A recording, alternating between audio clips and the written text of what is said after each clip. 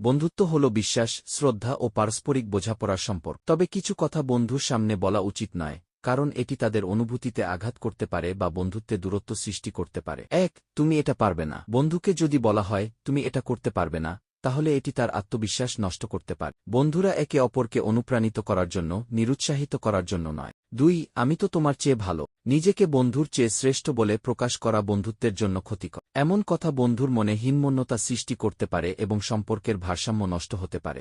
তোমার এই অভ্যাসটা খুব বিরক্তিকর। বন্ধুর কোনো অভ্যাস যদি আপনার পছন্দ না হয়, তবে সরাসরি আক্রমণাত্মকভাবে বলা উচিত নয়। তোমার সমস্যাগুলো নিয়ে আমি বিরক্ত। যদি বন্ধু কোনো সমস্যার কথা বলার সময় বলা হয়, আমি তোমার সমস্যা নিয়ে বিরক্ত, তাহলে সে নিজেকে অবহেলিত ও একাকী অনুভব করতে পারে।